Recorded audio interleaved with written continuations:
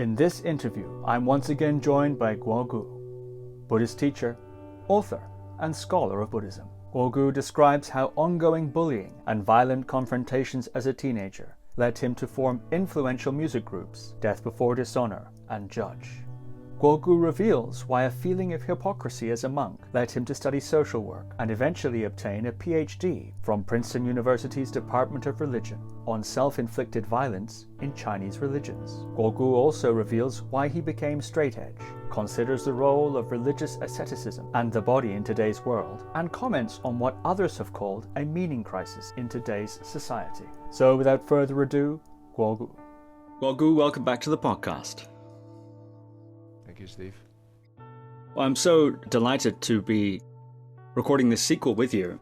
And the first interview we did received quite a lot of interest indeed, actually, and lots of questions coming in from that podcast, some of which I've integrated a little bit into what we'll discuss today. And I warned you before we would begin that I'd start with a little bit of a curveball, because we did say that this episode we're going to talk a bit about your PhD dissertation and also about your book Silent Illumination.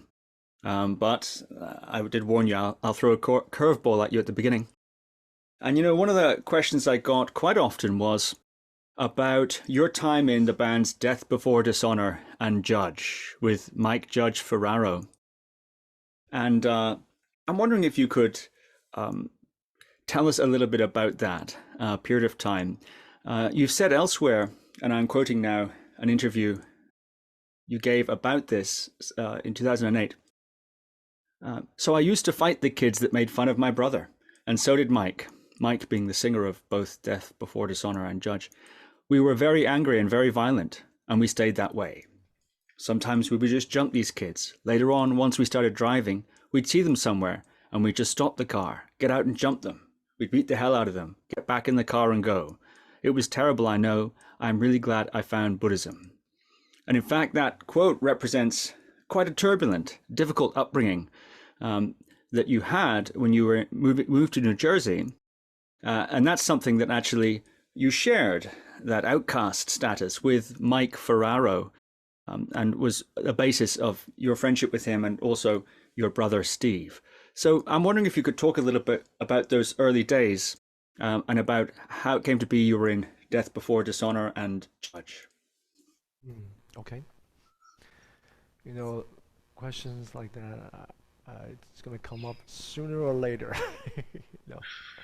So as part of my upbringing, I moved into a neighborhood, didn't know any English, bullied a lot for years. This neighborhood was predominantly white, upper middle class, and we were the only Chinese family. So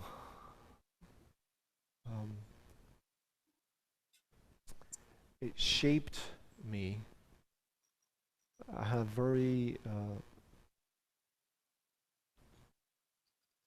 pleasant, happy childhood, connected with Master Guangqing, as I said last interview. And all that changed when we moved to the United States. And we're talking about from 5th grade onward. I was very small and thin, having to fight off school campus. There's a path that I had to take to walk home, right behind the firehouse. This trail. So that means the principal of the elementary school, they can't do anything about, because it's not on school property. And my mom actually raised this issue. We're talking about every day. Every day I would be encircled, so I can't leave. And a new kid, one by one, every day I will have to fight. You get, of course, back then, in that environment, I guess it's, kids fighting is relatively safe. No one actually pulled out a knife or a gun or anything. That's upper middle class, affluent, white, basically jocks, right? So you get your boxers, your wrestlers, your combination. MMA wasn't even a thing yet. This is early 80, 1980, 1979, 1980. So they want to test out, this new kid on the block. They've never seen a Chinese before. They think I'm Bruce Lee, or whatever they think of Bruce Lee. So marginalized, bullied, coming home with black eyes until I learned how to fight them. And my life was just so different to them. We go to a Buddhist temple. It's just not the northern Jersey thing. And also, gosh, thinking about it now, when I was in Taiwan, affluent family, I was really into figure skating. So I took first place figure skating in Taiwan. And I found out that that's gay in America. Guys were in tights. Everyone was doing hockey. You don't figure skate. Oh my gosh. Got my butt kicked for that too. I invite some new friends here. They see my figure skate. It's just, so that, my hair color was different. Complexion was different. There was racism. I was a outcast, marginalized. And very early on, maybe 1981, 81. And my brother was older. He was in high school, just got into high school. Same thing. Marginalized, beat up, bullied, a lot of racism. And until we started banning with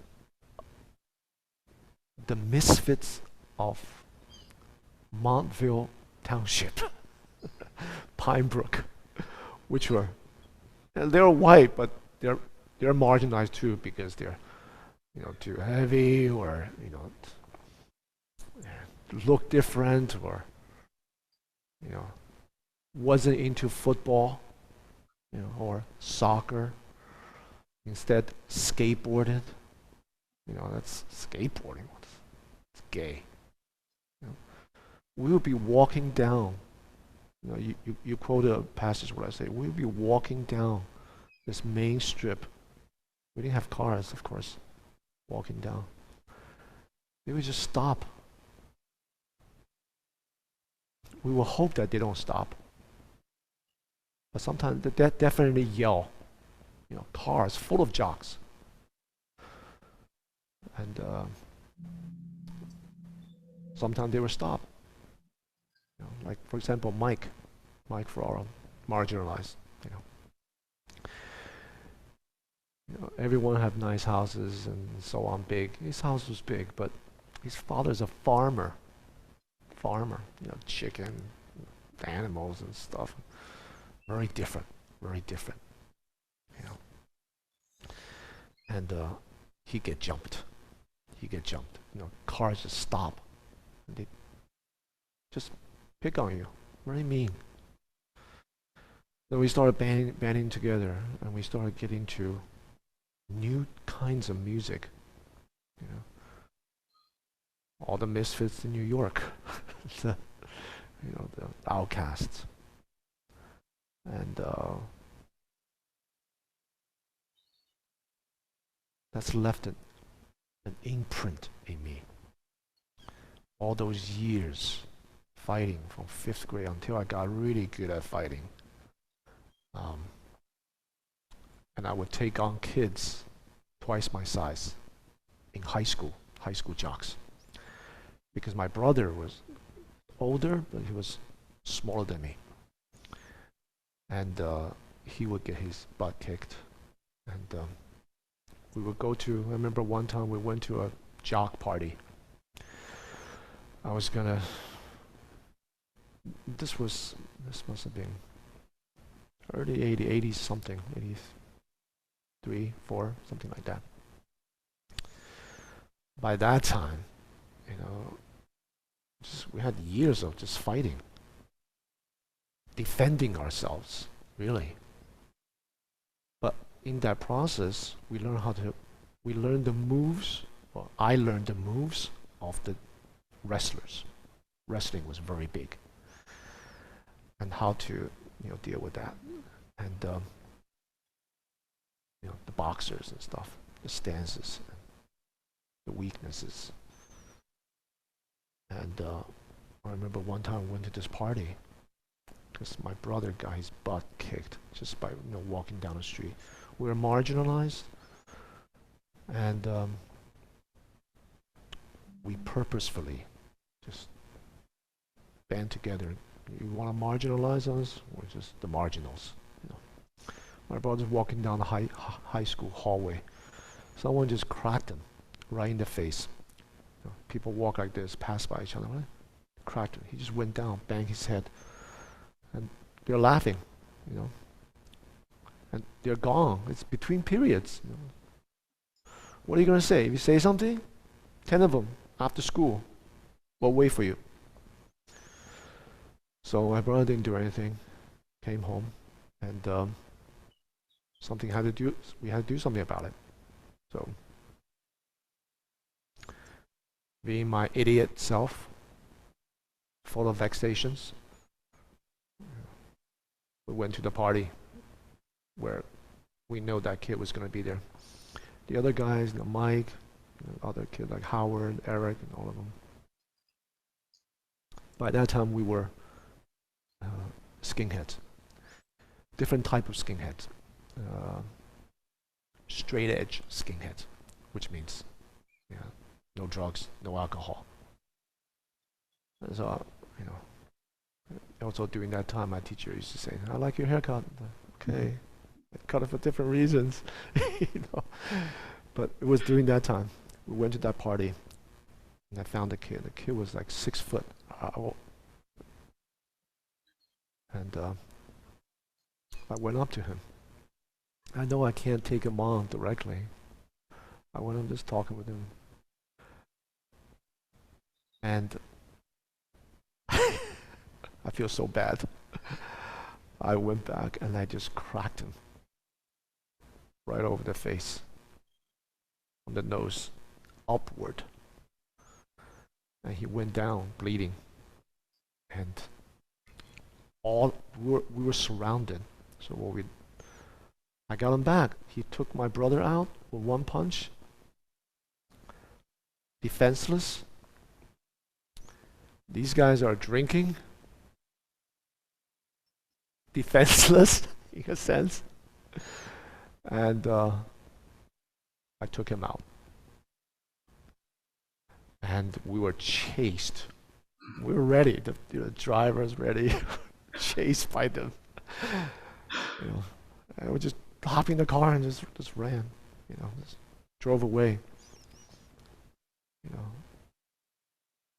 And they knew who we were. They didn't come after us after that. For whatever reason. They didn't go after my brother either. So it was the end of that. We had to stand up to them. So that violent past has left an imprint in me, especially as a child. The formation of self, identity, and all that, and imprinting in several ways.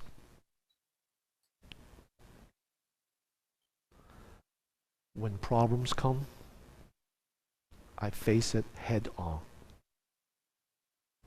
It's one stream that's very, very deep inside me. Second, when I see injustice and bullying, or the underdog, or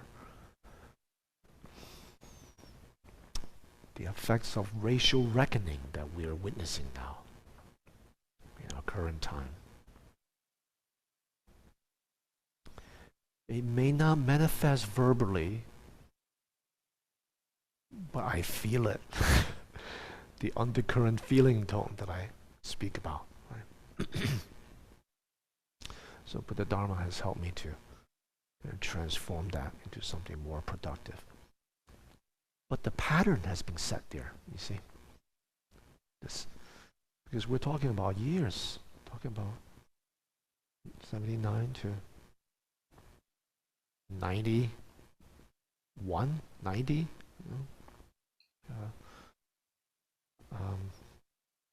know.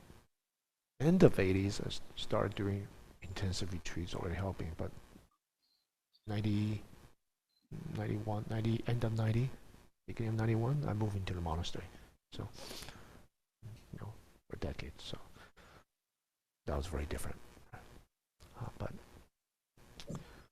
all those years, it left, and so these two are probably more prominent. These two streams inside me. And that's shaped my practice overall in general too. The way I engage in practice. So, not to say I'm engaging violently. The violence would not be there anymore. But it took on the form of asceticism.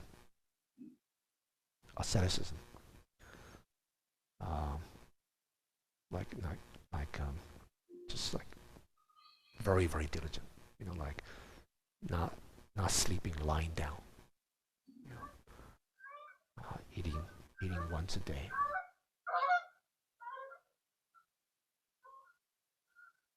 Or things that people don't want to do. I do it. Body like a rag, mind like a mirror.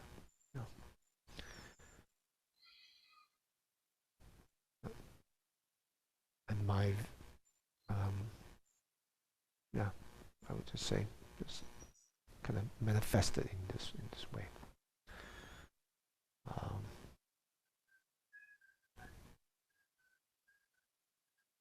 I must say that, being at CBGB's early 80s, hardcore shows, friends with all the bands, Cro-Mags, Agnostic Front, Murphy's Law, clubs at CBGB's, A7, all those guys hanging out. Every one of us was searching for something. For them, they're Hare Krishnas. That's where we get free food. So New York skinheads are very different. They have all kinds of tattoos because they used to be skinheads, probably punks. It's different than, it's not like skinhead like British, white supremacy. It's totally different. You have like Puerto Rican skinheads, black skinheads, and all that. There's a kind of transcendence. There's a kind of community, connection that we feel together. And we supported one another. And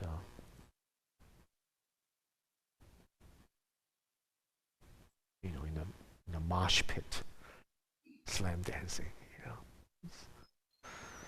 diving off stage, and so on. It's a kind of transcendence there. They went to Hare Krishna, I went there and we get food.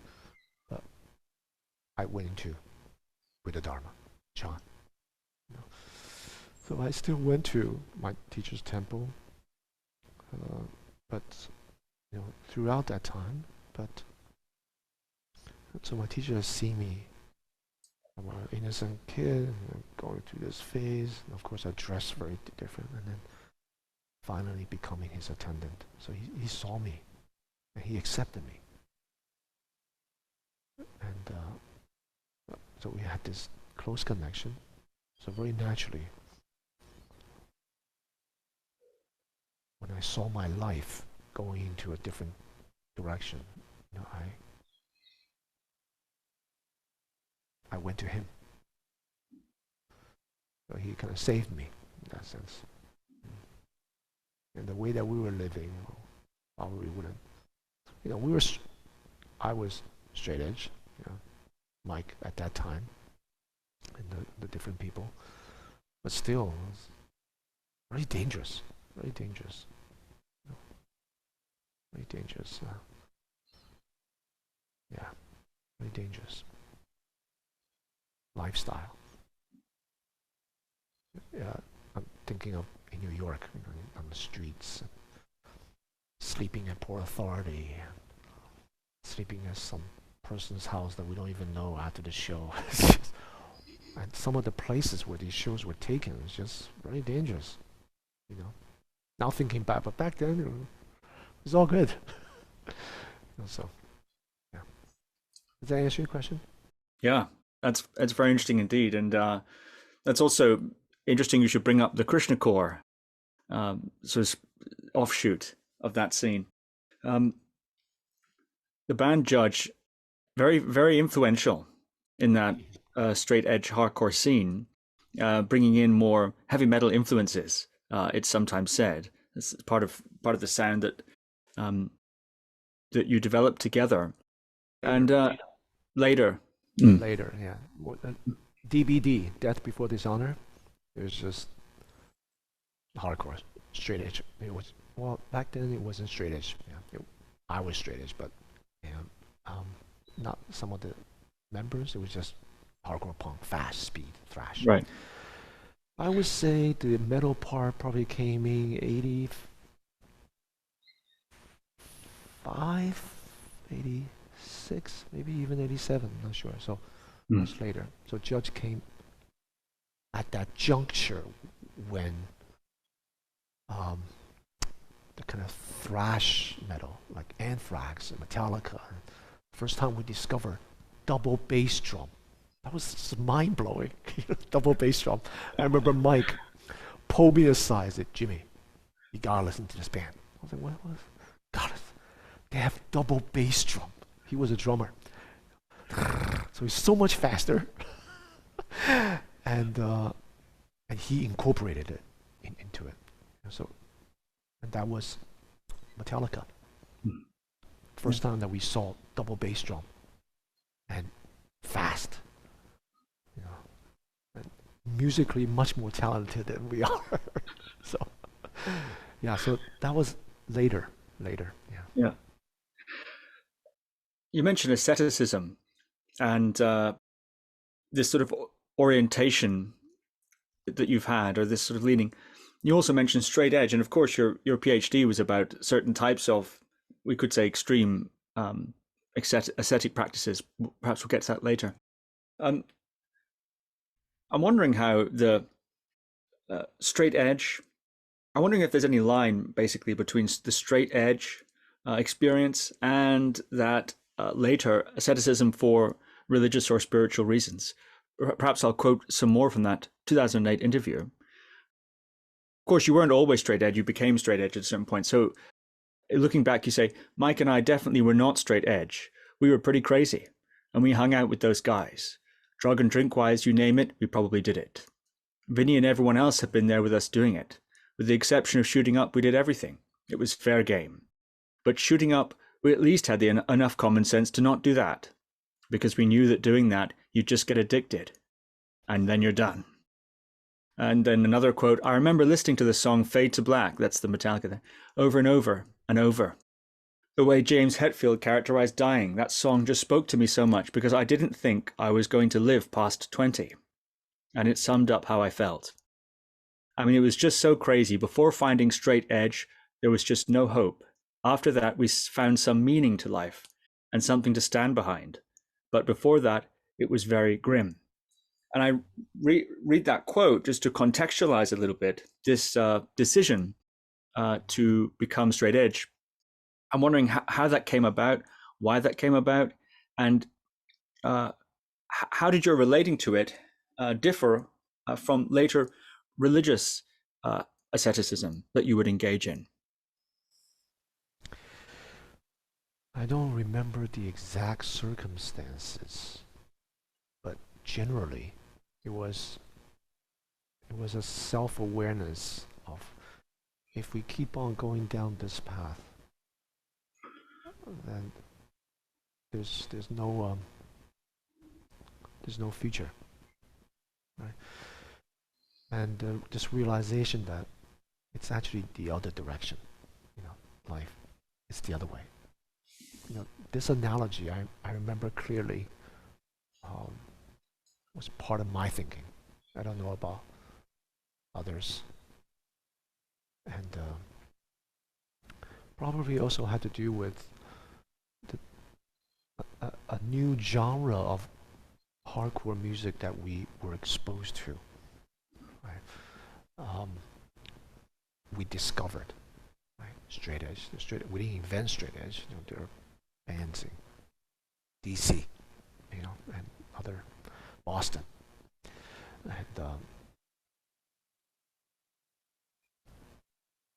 kind of emerged there. And these lyrics were very meaningful, had substance, very thoughtful, and that attracted us. We were growing up, so we were becoming reflexive about what we were doing. So it kind of just all gelled. The music I was referring to is minor threat, and some of the other bands, but really loved them. So straight edge wasn't a thing in New York hardcore scene. It was just beginning. So we were drawing inspiration from other places. Plus we were becoming more reflexive and realizing where we were in life. We had to kind of change. And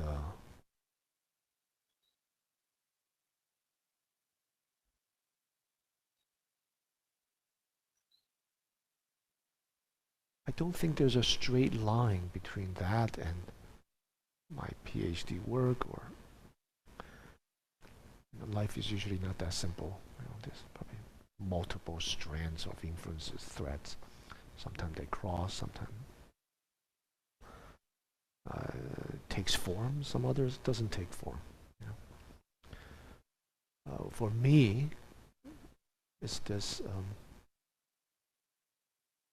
confrontational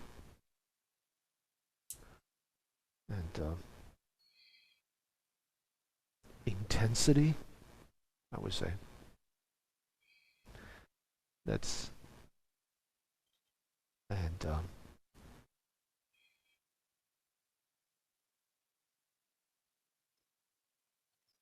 I wouldn't say earlier days it would manifest as rooting for underdogs and so on, the bullied and so on. But the PhD was probably the not mainstream. I didn't want to study like Buddhist doctrine in my PhD. There's lofty ideas and stuff. I was interested in how people actually lived. Like how did they actually embody? So, and because of my exposure to meditation, embodied practicing, naturally I just gravitated to embodied practices, and the streak inside me of asceticism just naturally blended. I must say, in my PhD work and my first academic book is on self-inflicted violence, basically asceticism. In Chinese religion, Chinese Buddhism. Another thread that kind of tied in there was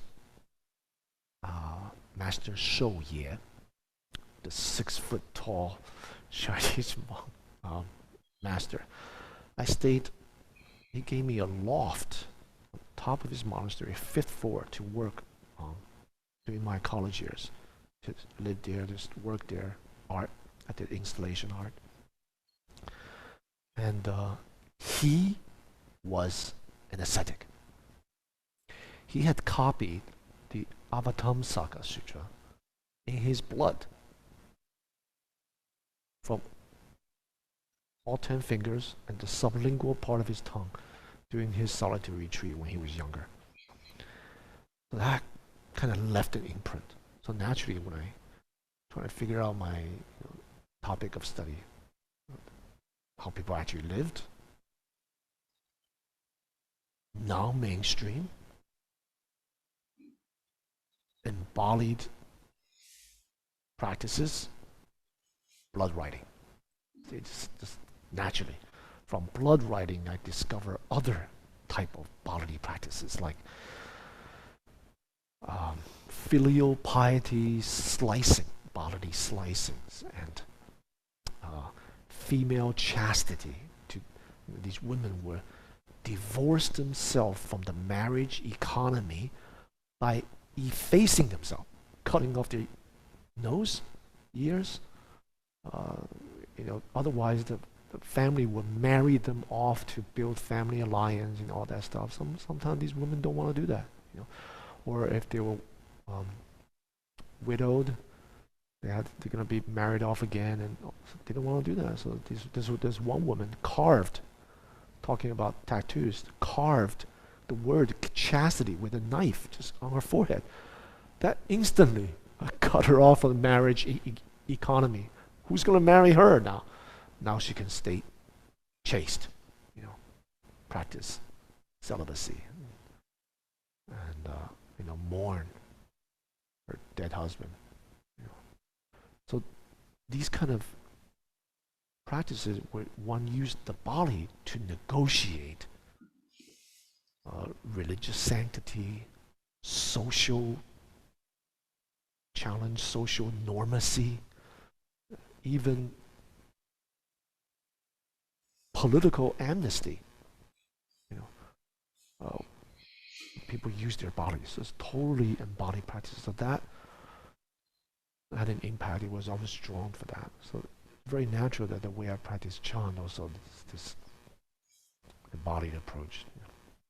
So is that all right? Yes, very interesting indeed. I would like to ask you a bit about your PhD, which you received from Princeton University's Department of Religion in 2008, and it was titled Bodies and Self-Inflicted Violence in 16th Century China. And as you pointed out, it later became the book Sanctity and Self-Inflicted Violence in Chinese Religions, 1500 to 1700, published in 2012 by Oxford University Press. So actually, this is available for people. This information is available for people to check out. I'm actually curious about a little bit about your journey as an academic. You've given already a hint as to the contents of your dissertation. I've heard you say elsewhere that when you went, one of the reasons you went to Kansas to study Buddhist studies and social work before Princeton was because you had this feeling of hypocrisy. Could you explain what was behind your decision to go from New York to Kansas to study social work and Buddhist studies, and then perhaps why you decided to pursue the PhD at Princeton? Hypocrisy is a strong word, probably reflected, I don't know when I said that, but at that time I felt it. Why? My vexations. It's my construct, right? So why would I feel like that? I feel Buddhism was, I hinted like that in my last interview, how these 20-year-olds with no life experience, counseling lay people, businessmen, family members, the life issues which have no experience. We at the monastery, we even had a counseling room called the Gate of Ambrosia, elixir. It was just I guess most people would just follow that. Master tells us to do this, just do it. Certainly people in East Asia or the whole educational system influenced by Confucian tradition, values, this hierarchical, patriarchal society. Basically, people follow that. The whole educational system is like that too. Unidirectional. The teachers above, he tell you what to study, and you study it. Question, you raise hand. If not, just be quiet. That wasn't me. I didn't grow up. I left when I was such a young boy. I grew up here, which you're encouraged to ask questions, to challenge, to critically think. So it was just, it's almost like, to be honest, Chinese or East Asian, maybe not so now, but back then, monastic tradition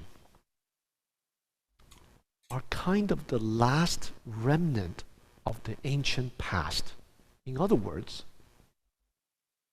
in the modern time that we live in that they're more Confucian than normal people. It's like the monasticism is very insular, and it's almost like taking out from, like, I don't know, Song Dynasty, 1300, taking out of context and putting 20th century. It's basically the same. The way we appear, the ritual, the practices. So you have this kid that grew up in America becoming a monastic. In Taiwan, was already in Taiwan, but traveled with a teacher back and forth. And then just in that context, it was just such a disjunct. It's just cognitive, physical, it's just a disjunct, the values. Lucky I wasn't stationed there. I wouldn't have lasted. I traveled with my teacher, and I was kind of exempted from their rituals, and so I just accompanied my teacher wherever he went.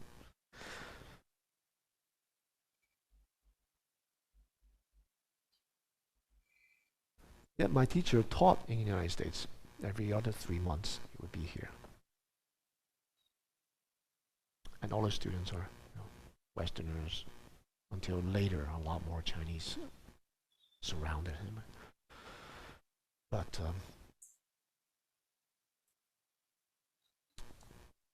such a disjunct. I wanted to bring Buddhism outside the monastic walls. And I remember my teacher was asked to lecture at different universities. I would be the translator on topics like Buddhism and society. Not Taiwanese society. We're talking about, like, in the West, like universities in America. Or here's a funny one: Buddhism and postmodernism. My teacher had no idea. So my assignment was like, Guo Gu, go find out what postmodernism is. I have to read like all kinds of stuff that I have no idea what it is. And in college, I wasn't really exposed to that, right? There's this gap, the relevance of Buddhist teaching to the lives of people now in the West.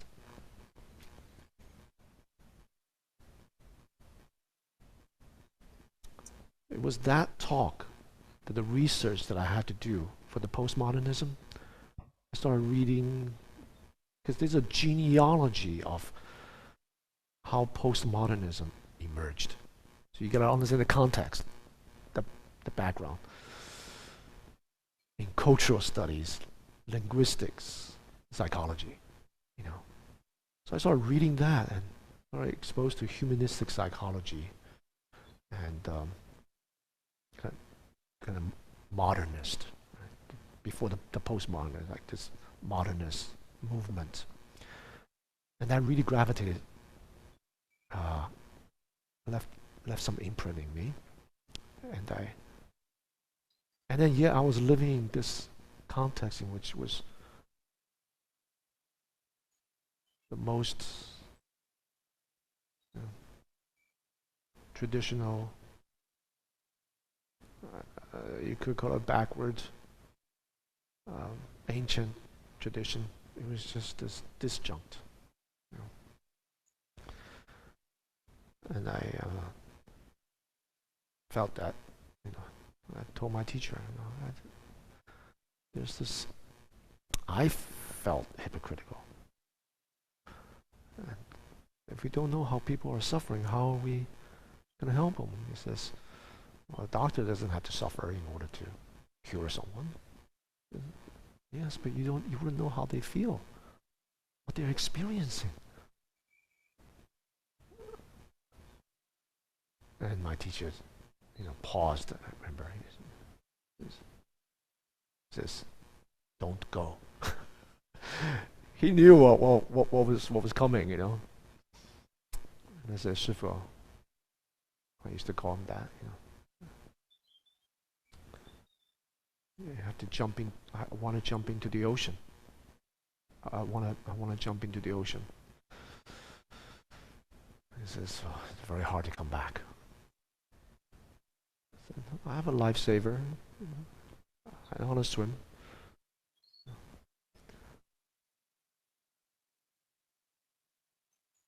Plus some internal monastic institutional issues that I was witnessing, observing, and coming from the kind of Western educated mindset. Some friction. Basically, my vexations. That decides that if I'm gonna check it out, what's out there. And I went to study with one of my teacher's students. I didn't bother applying anywhere. This guy's been studying for decades with my teacher. So I just went to him to study. Got my master's there, and I took social work. And you know, it slowly led me out of monasticism because of that. You know, I used to go to, you know, part of the social workers practicum. I did Buddhist studies and social work practicum, which means I was assigned to senior citizen home. I used to go there in my robes. They thought I was a Muslim. It's just ridiculous. And they're Muslim. Not a good thing you want to align with in Kansas. No. So I went to Gap and I bought my costume, you know, a regular shirt, pants, and a baseball cap, and do my practicum there, hang out with the elderly, you know, taking care of them and working with them. And then, you know, I have classes afterwards. I just start wearing lay clothes. The boundaries start to blur. You know? And then I thought, maybe I'll just do this. You know, practice. I do it myself. It's my business. And to find a way myself. And my teacher still wanted me to be part of it, and asked me to translate and so on. So we still maintain that connection. That part I spoke about the last interview. Yeah, so that was the transition. Why I did. Mm-hmm. Very interesting. And your PhD, of course, I think everyone will know Princeton, a very prestigious university in the United States. So no mean feat. And PhD, I think, took you about 5 years to complete, and quite wide-ranging, actually.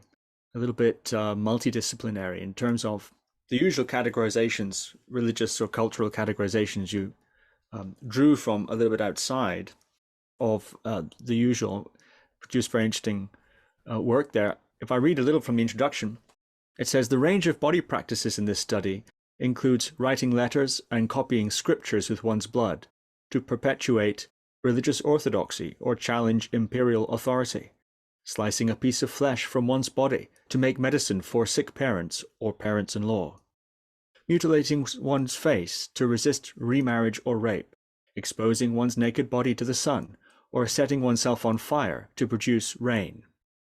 Those who engaged in these acts include Buddhist clerics, children, chaste women from elite and common backgrounds, officials, and emperors.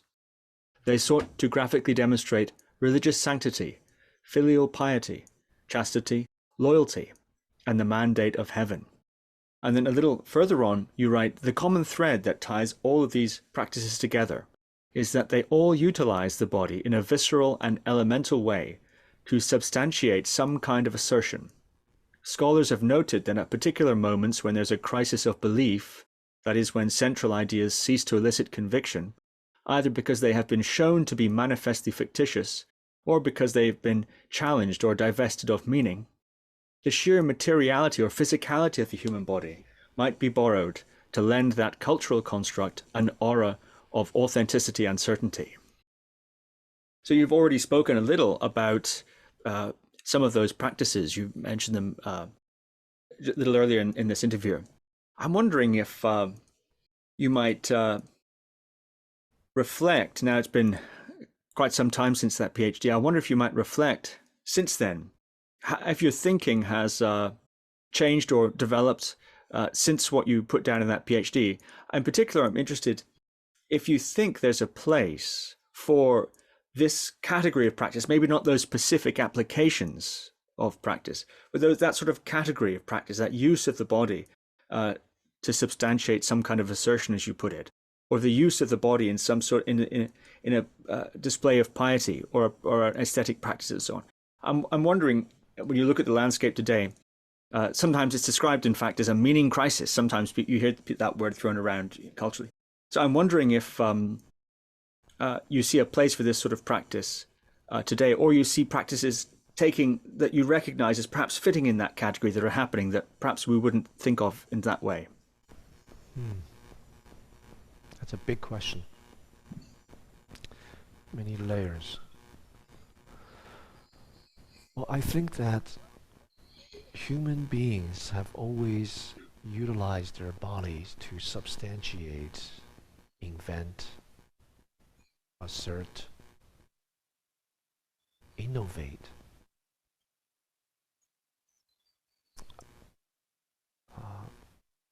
Many things, you know.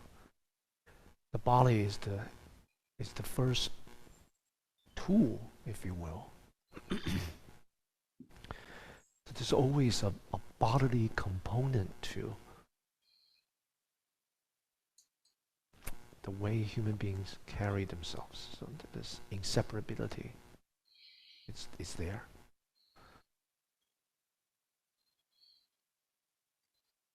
In the larger context of things.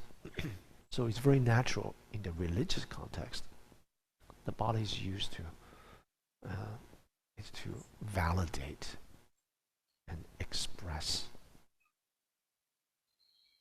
interior spiritual beliefs and viewpoints and so on. It's almost like you could say, there's like spiritual attainments, visions in other religious traditions. There's a bodily,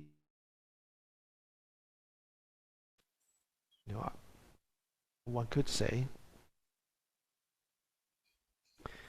you know how musicians, piano players, they use their body, the fingers, and play to such an extent that they can create such beautiful, wonderful music. Such that when they see the keys, they hear the sound. There's an immediacy. Right? And it's a learned aptitude. So the music that they create that move people, even spiritually, has it's grounded in a bodily aptitude. Right? The body can be trained to produce that. Right?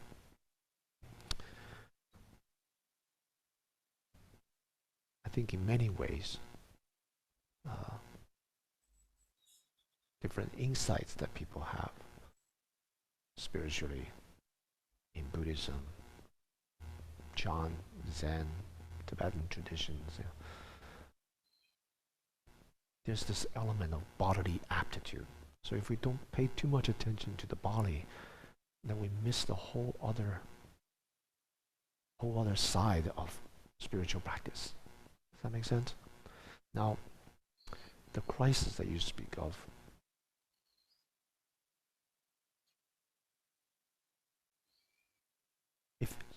if you look at society, we look at different phenomena that we can see in the news and we can observe.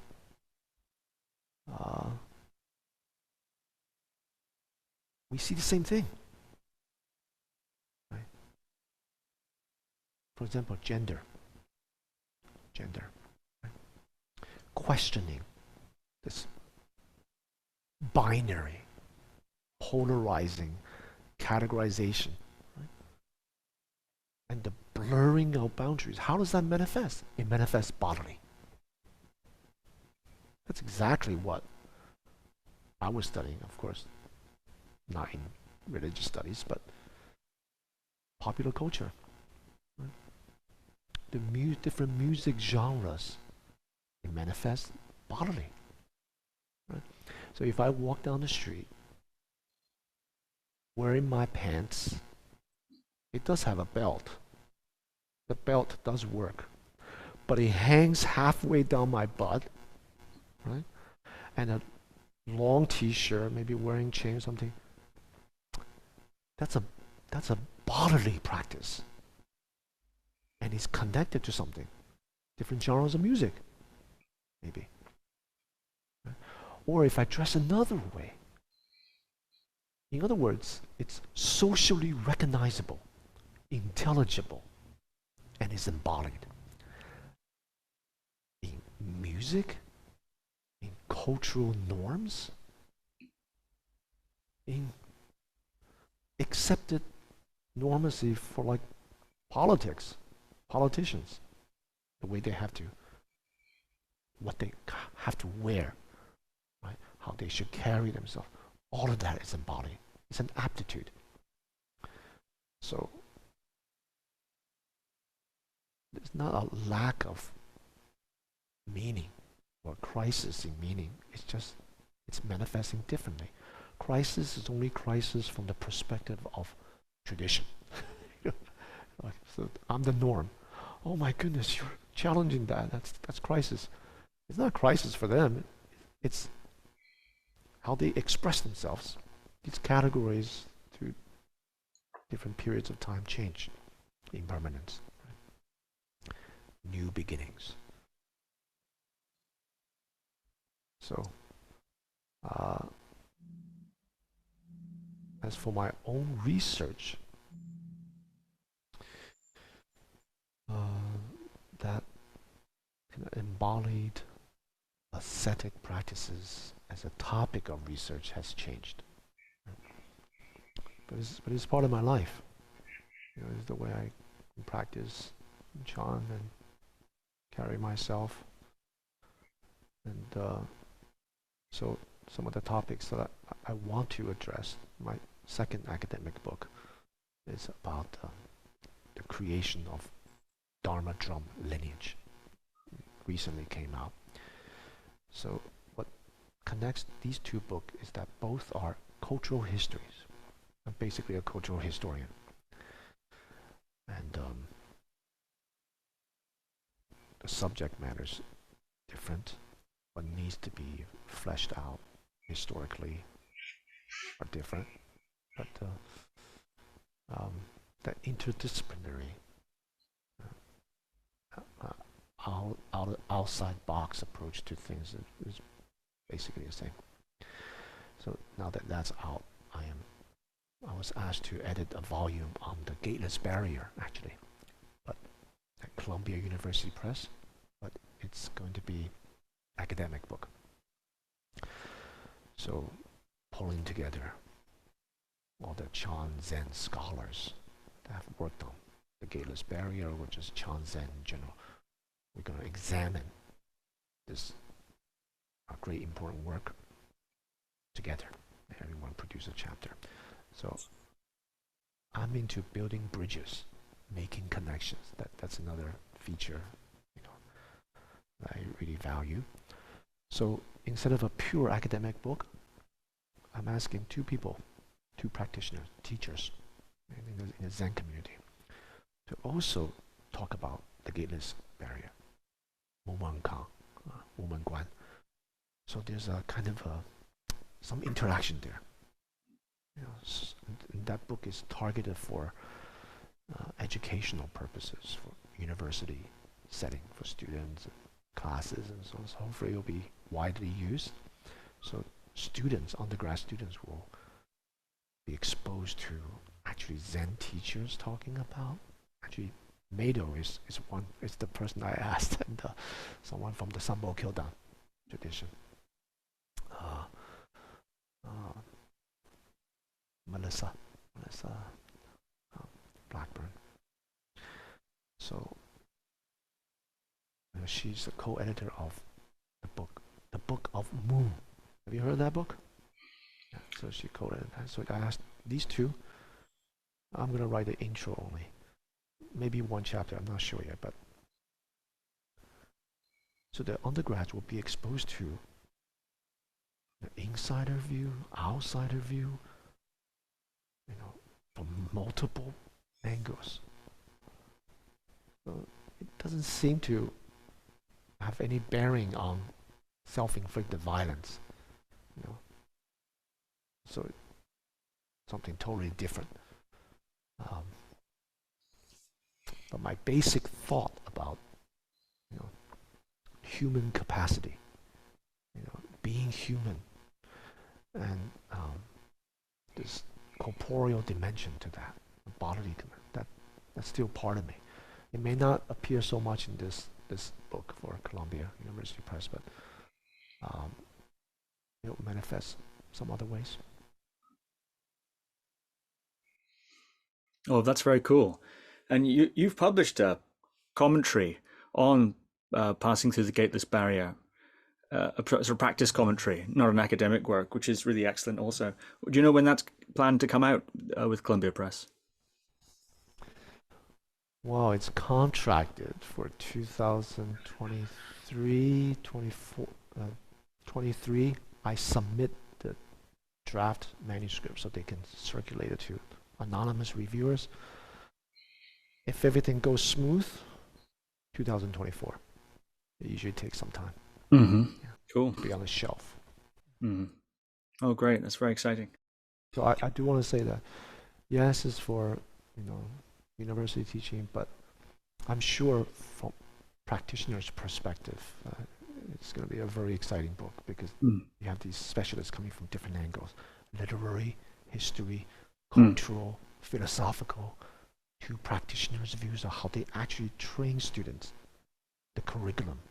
That's very interesting. And I found a scholar of Soto Zen, medieval period, how they use Mumonkan. Oh, cool. That's like, what? Soto Zen? Don't you just do shikantaza? Right. No. It's a kind of a missing link of the history. 15th, 16th century Japan. They have these esoteric secret practices connected to koans. So it's going to be very exciting. Yeah. This book. Very cool. Very cool. Well, that does sound very exciting indeed. I look forward to that in 2024. It's a little long to wait. I don't know if I can handle that. But I suppose if only we had a practice that we could do in the meantime. How about silent illumination? So we did when we set this up, we did say that We talk about silent illumination, of course, your latest general book, popular book. And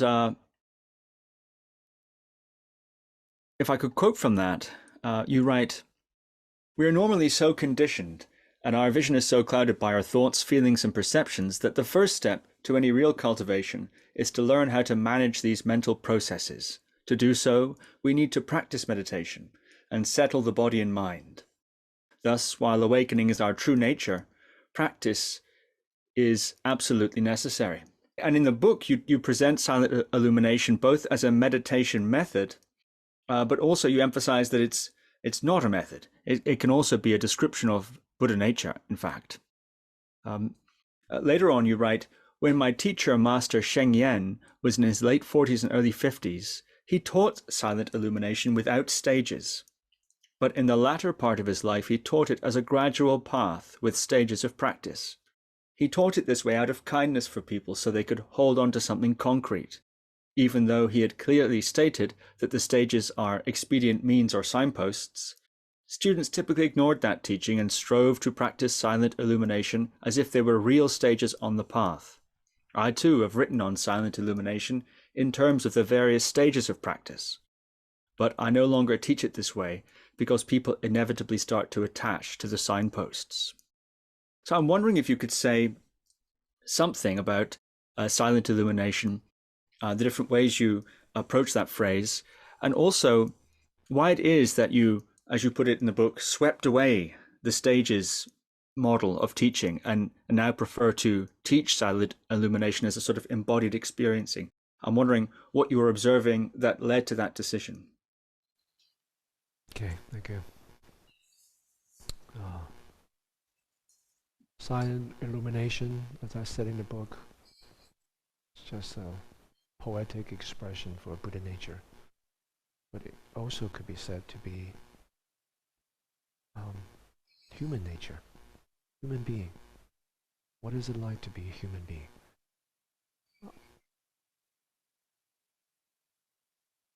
What's our true nature? How does it manifest? So these are all different approaches that we can understand silent illumination.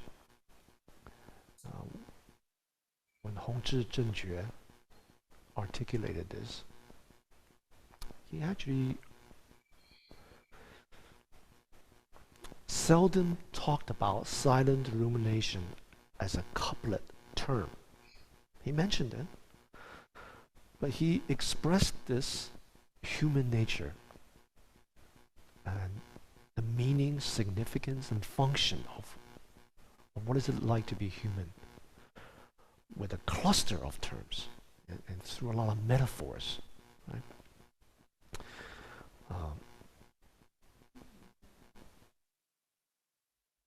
So in that sense, silent illumination is who we truly are.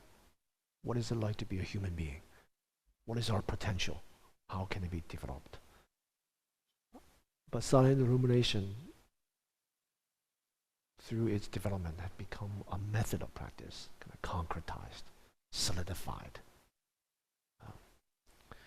And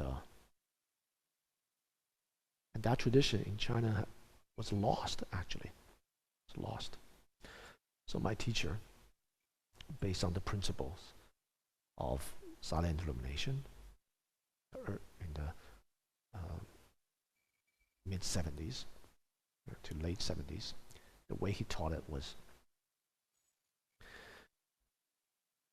based on this charm principle of not dependent on words, language, which means ruminations, notions, views, ideas,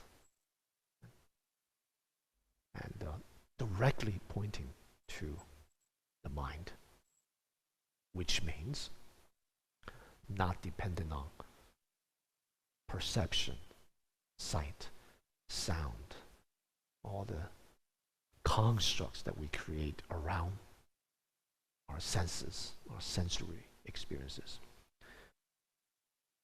That principle of just freedom, to be free from that, to be untethered to the sense faculties and sense objects. At the same time, not allow the mind or our being to latch onto anything, because we're so tied to sensory experiences.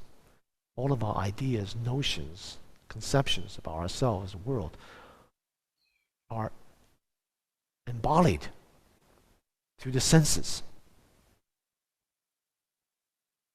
And that has colored the way that, or limited the way that we can understand and appreciate our true nature. The way he taught was to be untethered, unbound, train ourselves from the senses. At the same time, not allow the mind to be in a stupor. Almost like a most natural, raw, immediate way of regaining this freedom without relying on anything. If there was a word for this, it would be something like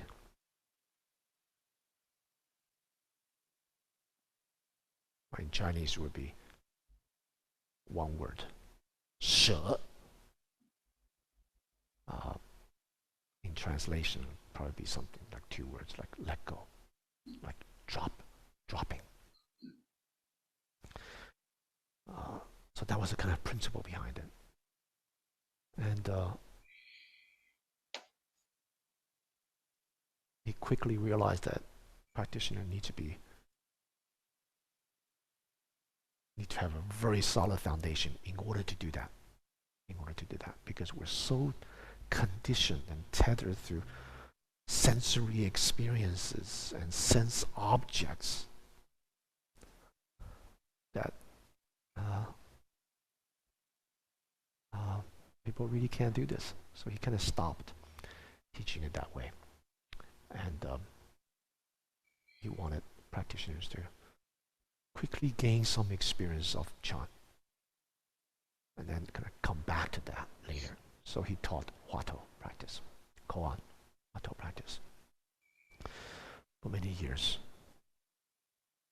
And it's in the mid-80s, I think, that he began teaching silent illumination again. But by that time, he had been teaching for many, many years, working with students. So the way he taught it was a kind of, he developed kind of gradual stages for people to kind of hang on to.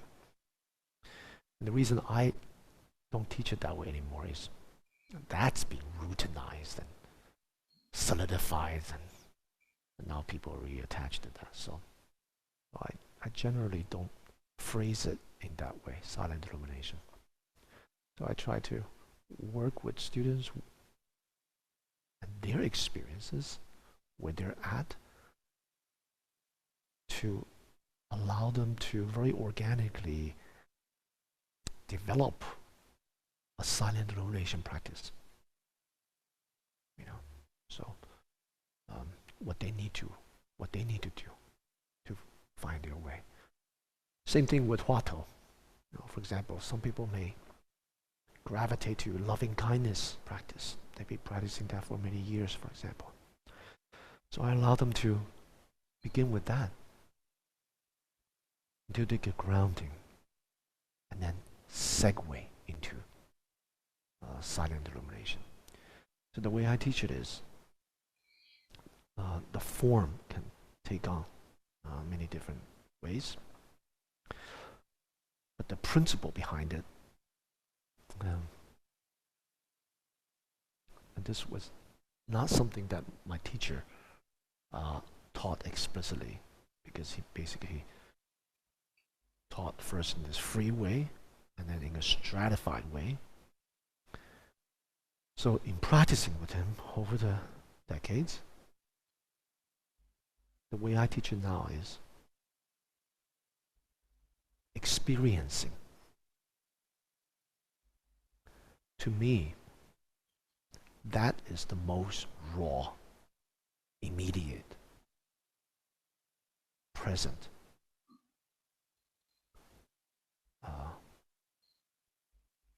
link or thread that ties through all the different stages of practice, all the different manifold ways people can do silent illumination.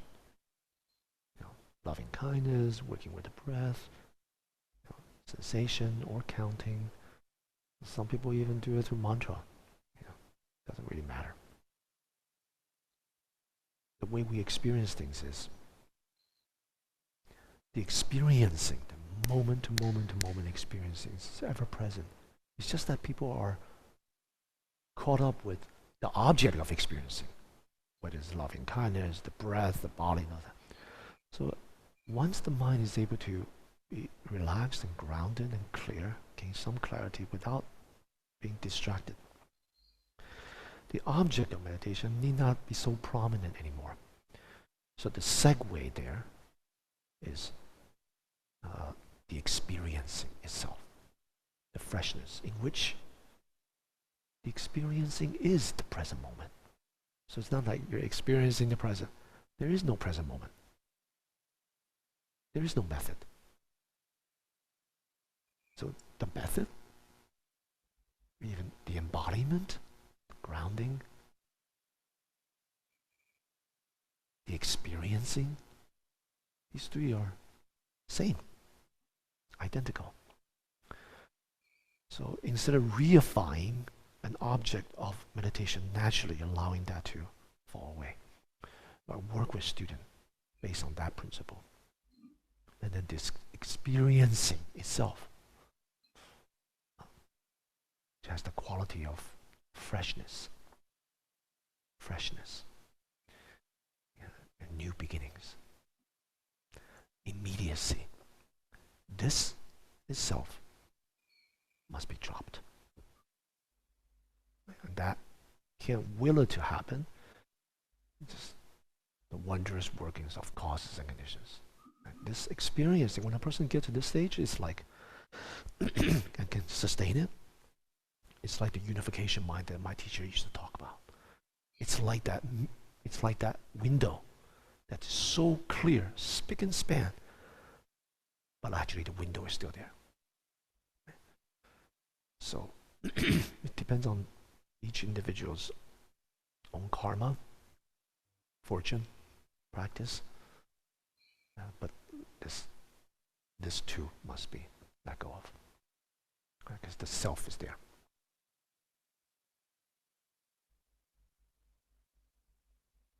Did I answer your question? Yeah.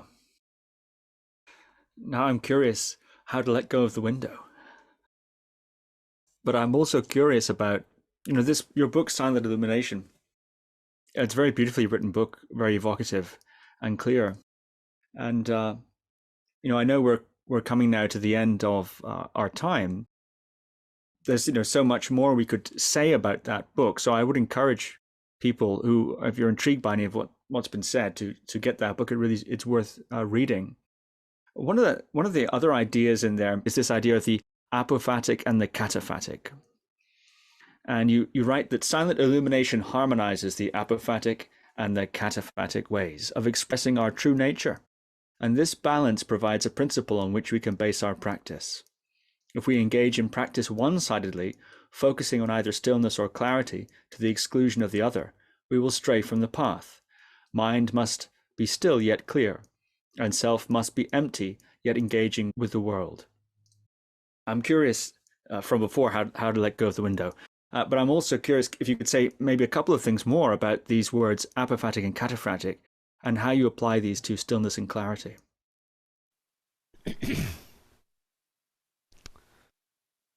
I don't pay too much attention to these two words, actually. I'm sorry to disappoint you. Just two different ways, negatively, positively, affirmative versus negation.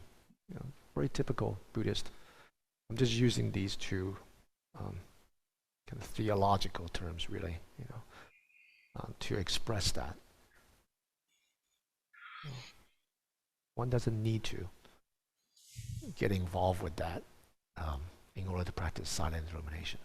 Right? The principle is wakeful yet still. Active engagement yet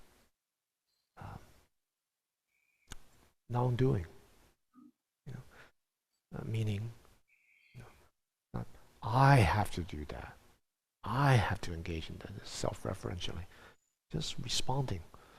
If when ourself is out of the way, like I was saying earlier, what is it like to be a human being, full potential of human being?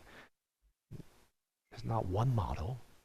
There's a lot of human beings in the world, and each of them manifest differently how they respond, engage. It's the way we are. The way we are. It's not that we have to let go of the window in order to experience awakening or selflessness. That's a metaphor too, right? Because we're already free. It's like it's not really that there's a window there. It's already there's not a window. It's just that it's just this habit tendency that's just perpetuating the window. You gotta kind of weaken that. The more natural, receptive, open, that's our true nature. And we don't need a window. The exact causes and conditions that facilitate that. Everyone's different. It's important to have this correct view. One, there's originally no window. Know it at least intellectually. Right? And then emotionally, we have to work with the window. Just exactly how we're constantly, perpetually reifying a window, protecting the window. And it's fine to know it. Yeah, we all know it, but just observe. Here I am again, doing reifying window. Just observe that. Right? There's a need to be emotionally, because when we're talking about freedom and awakening, we're talking about not an intellectual thing. It's an embodied, but it's an emotional, complete transformation. Right? So, and when we talk about emotions, we're talking about vexations. All the ways in which we reify, solidify things. The Buddhist jargon is greed, hatred, ignorance, right? All the attendant vexations. But when we look at what are they? Emotions. Right? So, understand intellectually, emotionally. What does this person actually, how does this person kind of perpetuate that? And learn to open the grasping hand a little bit, little by little, through practice. We don't need to. We don't need to defend ourselves when someone accuses us of something. We don't need to. I'm busy enough dreaming my own dream, and I gotta dream someone else's dream. This person dream of Guo Gu to be this X, Y, and Z. That's their dream. Right? I don't have to defend Guo Gu. Does that make sense? Right? But how much energy are we actually exhausting to do that in our daily life? And what needs to be done? What actually needs to be done? So, and then we can talk about spiritually, intellectually, emotionally, spiritually. How does one actually enact, live out the path? How does one become a practitioner? So, apophatic, cataphatic. It does sound cool to me. Yes. Now, some people, when they see that, like the editor who helped me, saw some earlier drafts, it clicked with her. So, because I'm introducing two lenses, like early Buddhism. Yeah. Basically, it's the path of negation. Yeah. Don't do this, don't do that, don't do that. Mahayana, path of affirmation or transformation. The Buddha nature, all the Buddhas, Bodhisattvas, perfections you gotta cultivate. So when I phrase it in this apophatic, negation, apophatic, active cultivation, just clicked. So it is useful, but it's like, if the Chan masters of the old were around, I'd probably be slapped. Why give another word for like a head on top of another head? Some people, but maybe at this time, people need it. People need it. But to me, it's like another head on top of a head. Some people, oh, great. It's so clear now. I can see the path of early Buddhism, Mahayana, Vajrayana. I totally get it now. But getting it, that's still up here. You gotta deal with the emotions. And you gotta deal with the spiritual practice. Wonderful. Well, this has been so amazing. Thank you so much for your time for this sequel. I know we're out of time now, but do you want to say a line about something about your upcoming course? It looks super interesting. It's entitled From Indian Buddhism to Chinese Chan, Theories, Methods, and Developments.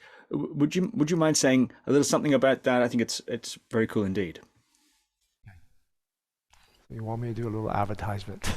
Not really. I don't think you need to sell it. It sells itself. But maybe you can just say what you're going to be covering, and I'll put the links in the show notes. I'm not asking you to sell it at all. Just maybe describe what you're going to be covering. Okay. I'm going to be covering the path of transcendence, the path of transformation, and the path of recognition. Right? From early Buddhism, how it was it that it evolved into the path of transformation. Not that there's some simple thread, and then Chan, the path of recognition, already free. From a doctrinal perspective, and also from the practice perspective, the practice that evolved out of these doctrinal paradigms, if you will. We're talking about different periods of time in the past, different cultural settings, and hence different shifting paradigms, development in human history, if you will. Right? So, understanding this, I really hope that people can walk away with a clear understanding, not to mix up the different teachings, because each one is extremely valuable. Especially the early one is very foundational, and not use it to pit it against each other, which is foolish. Right? And similarly, because of these paradigm shifts, individually, we also have different working paradigms and language and culture, expectations, so on. So understanding this development will help us to understand ourselves, our own path, because we will also sometimes go through different phases. Right? So this puzzle of Buddhism, different pieces, disjointed, disjunct, fragmented, hopefully it will be one way to put together. That's what I'm presenting, one way to put it together so we know what's what and its purpose, its function, method of practice with this one and then with the other ones. Progression. 16 weeks. Yeah. Well, it's very cool. I think that's such an interesting journey from Indian Buddhism to Chinese Chan, and 16 weeks of detailed doctrine, historical context, cultural context, practice, evolution. It looks super fascinating. Well, thank you for describing that. Guo Gu, once again, thank you very much. Thank you, Steve. It's a pleasure. I want to thank you for drawing out, because you're a very good interviewer, drawing out of the different questions things that I say. So thank you. Oh, it's my pleasure. Thank you very much. Thank you for listening to another Guru Viking podcast. For more interviews like these, as well as articles, videos, and guided meditations, visit www.guruviking.com.